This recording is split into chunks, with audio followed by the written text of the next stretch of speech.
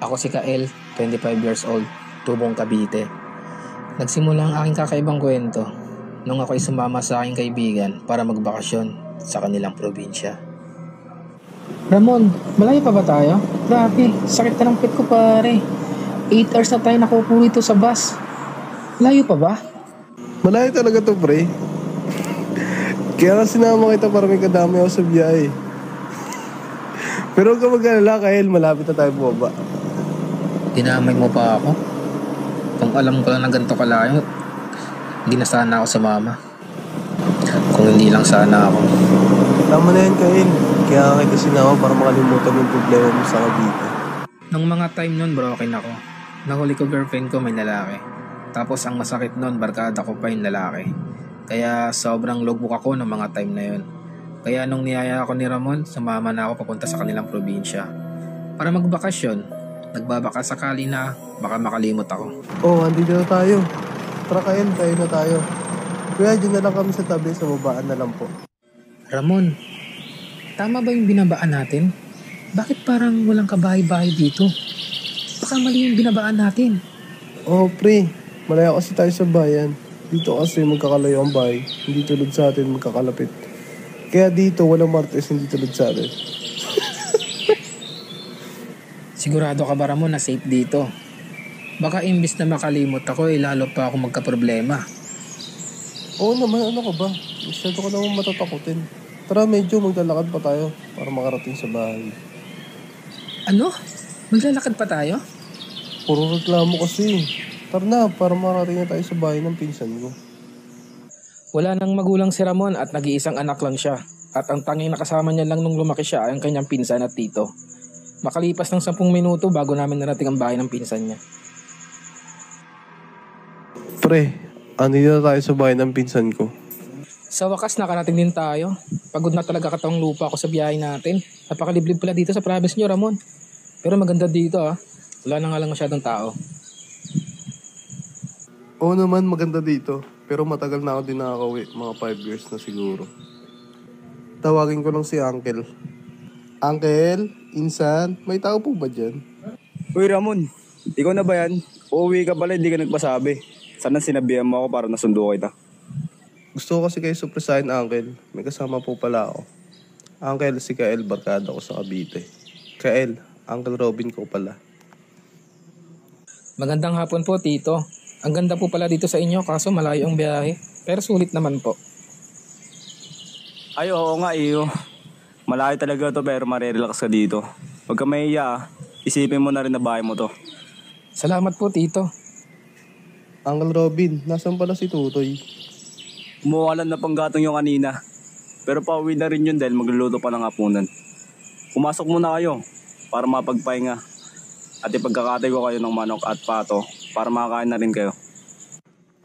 Tara, Kael, pasok na tayo para makapagpahinga na rin.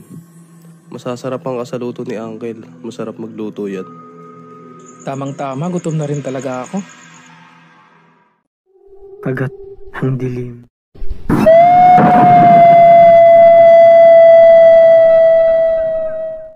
At habang naghahanda ng lulutuin si Uncle Ruben, kami naman ni Ramon ay inaayos ang mga gamit at nagpalit na rin kami ng aming damit at saluwal. At maya-maya ay may dumating.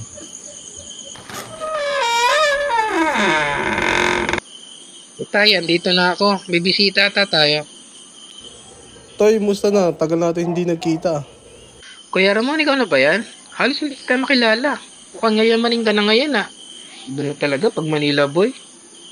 Ano ka ba? Mukha lang pero wala pa akong ipon. May kasama ako, Toy. Si Kael. Tiga Cavite, barkada ko. Kael, pinsan ko pala si Tutoy. Yung binabanggit ko sa'yo. Magandang gabi sa'yo, Toy.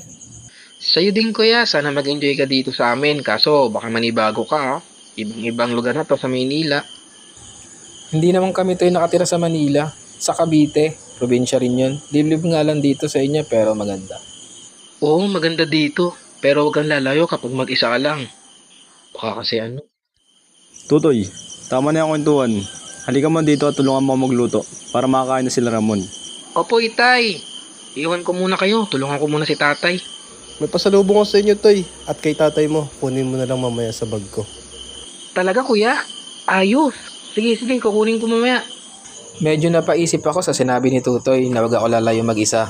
Pero hindi ko masyadong inintindi dahil baka naman maligaw ako sa kakahuyan. Baka yun ang kanyang ibig sabihin.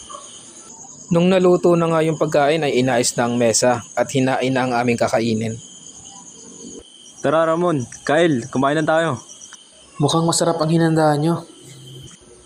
Masarap talaga yung magluto si Uncle. Namiss ko nga luto ni Uncle eh. Tama na yung bulaan at baka lumaki na yung ulo ko niyan. Tara Toy, kain na tayo. Andyan na ya. At habang kumakain nga kami ay hindi ko na iwasang itanong yung nabanggit sa akin ni Totoy na mag-ingat. Bigla silang nanahimik at nagtinginan. Medyo ang weird nila no mga time na yan. May problema po ba? Wala namang Kael. Bukas ko na lang papaliwanag sa'yo. Gabi na kasi. Bakit bukas pa? Bukas na. Para naman sa kaligtasan mo yun, Kyle. Tumahimik na lang ako at hindi na umimik pa. Wala na akong nagawa nung sinabi ni Uncle Ruben yun. Medyo kinabahan talaga ako ng mga time na yan. Pero dahil sa sobrang gutom ko ay kumain na lang ako. Nung matapos na kaming kumain ay nagpahinga lang ako sa kwarto. Natutulugan namin ni Ramon. Napansin ko na nag-uusap yung tatlo sa sala at parang pinapagalitan si Totoy ng kanyang ama. Walang pintuan ng kwarto at naarangan lang ito ng kortina. Kaya kitang-kita ko sila sa sala nung napansin ni Ramon na nakikiramdam ako ay lumapit siya sa akin at tangangiti. O Kael, pahinga na tayo. Ha? Oo, sige. Antok na rin ako. Natulog na nga kami pero di mawala sa isip ko yung nangyari. Pero mas nanaig ang aking antok kaya natulog na rin ako. Tinanghali na nga ako nang ako'y nagising. O gising ka na, napasarap ata tulog mo ah. Oo nga, grabe. Nagbawi talaga ako. May pagkain na dyan sa kakape. Kumain ka muna. Magkakabi na lang muna ako sa katinapay. Wala ata si uncle mo at si Tutoy Ramon. Ay oo, maaga kasi naalis yun. May mga pananim kasi sila sa kabilang bundok. Inaasikaso nila kaya maaga sila naalis. Ganyan ba? Ano pala balak natin? Maligo ka na at gagala tayo. Punta tayo sa tindahan para bumili ng kakainin natin mamaya. May tindahan dito? Oo naman, ano ka ba? Sa kabila ng kakahuyan na yan, may mga iilang bahay na dyan. Kasi akala ko kailan nakatira sa lugar na to. Pwede ba naman mangyari yun? Sige na, maligo ka na para lumakad na tayo. At naligo na nga ako at nag-ayos para makapaglakad-lakad na kami. At totoo nga, may mga ilang bahay na akong nakikita. Nang makarating nga kami sa tindahan ay may nagtatagay pa. Oy Ramon, umuwi ka pala? Tagal mo na wala. Oo nga, tagay ka muna. May kasama ka pala. Pakilala mo naman kami. Oo, galing Cavite. Kael, mga kababata ko pala, si Berto at Ronald. Ang formal naman masyado ng kasama mo, Ramon. Oo nga. Sensya ka na Kael, medyo nakainom na ata sila. Ano ka ba, okay lang? Parang di naman tayo sanay sa ganyan. Oo nga pala, ingat ka ha. Bago ka lang dito, baka makursunadahan ka. Mukha naman pang mababait ang mga tao dito. Mabuti sana kung tao. Paano kung hindi pala tao? Tara na Kael, nakainom na yung mga yan. Di na nila alam mga sinasabi nila. At nang makabili nga kami sa tindahan ni Ramon ay hinila niya na ako paalis. Ramon, umamin ka nga. May kakaiba ba dito sa lugar niyo? Hindi ko sa'yo nabanggit kasi alam kong hindi ka maniniwala. May mga usap-usapan kasi dito sa gitna ng kabundukan. May babae na kumukuha ng tao. Lalo sa mga dayo na katulad mo. At hindi na nakakabalik pa. Ha? 2024 na ngayon, Ramon, naniniwala ka pa sa mga ganyan? Kaya nga ayoko ikwento sa'yo dahil alam kong hindi ka maniniwala. May patunay ka ba na totoo yung sinasabi mo? Sa totoo lang wala pa, pero matandang kwento na kasi yun at mahigpit na pinagbabawal yun ni Uncle Ruben na pag-usapan sa bahay, lalo na pag madilim na dahil sa gabi raw ay gising na gising ang diwa at naririnig niya ang mga pinag-usapan mo siya. Langya ka, Ramon. Seryoso naman ang mukha mo. Wala ka naman palang sapat na katibayan sa mga kwento mo. Basta makinig ka na lang Kael, wala namang masama kung makikinig ka. At wag na lang natin mabanggit kay Uncle pag nasa bahay tayo. Dahil pag ganyan ang usapan, nagiging seryoso si Uncle Ruben. Okay, sabi mo eh. Hindi ako naniniwala sa mga ganong kwento dahil kahit isang beses, hindi ko pa naranasan. At maniniwala lang siguro ako kung talagang nakita ko.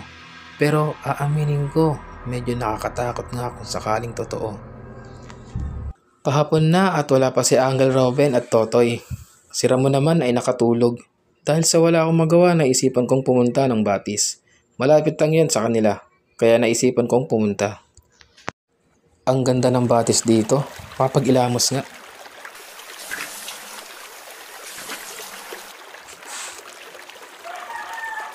Pagtingin ko sa kabilang pangpang, may nasilayan akong babae. Grabe, ang ganda niya. Mahaba ang buhok at ang mukha namumula-mula. Nabumagay sa pagiging mestiza niya at ang ganda ng suot. Puting-puti at ang nipis. Kitang-kita ko ang hulma ng katawan niya. Grabe, ang sexy. Sino po sila? Ako nga pala si Camille. Bago ka lang dito, no? Ngayon lang kasi kita nakita. Oo, andito ako para magbakasyon. Sabi na nga ba eh, bisita ka pala ni Kuya Robin. Kanina pa kita pinagmamasdan. Diyan lang bahay ko sa kabilang kakahuyan. Gusto mo bang bumisita? Sakto, kaarawan kasi ng kapatid ko ngayon. Hindi ko alam pero sino ba namang makakatanggi sa ganong alok, sa ganong kagandang babae? Hindi ko alam pero bawat salita niya ay parang isang musika na nagpapakalma sa aking isipan. At hindi ko na malaya na lumapit na pala ako sa kanya. Grabe ang bango. Yung amoy niya ay di ko mawari. Batid ko ay parang katas ng isang bulaklak na galing sa singaw ng balat niya. Sigurado ka ba na gusto mo akong ngayain sa inyo? Hindi mo pa ako kilala, baka malay mo masamang tao ako. Hindi naman siguro. Wala naman sa mukha mo na masama kang tao. Saka, kaya ko naman ipagtanggol ang sarili ko kung sakaling may gagawin kang masama. Ano, tara? Saglit lang naman tayo. Papakilala lang kita sa pamilya ko. Hindi ko alam, biglaan na lang ako napasama. Hindi ko na naisip magpaalam kay Ramon. Siguro dahil sabi niya malapit lang naman at saka saglit lang kami. Dahil dyan lang naman daw sa kabilang kakahuyan. Pero aaminin ko na ilab talaga ako sa kanya. May kakaiba sa kanya na hindi ko malaman. At gusto kong malaman kung ano yun.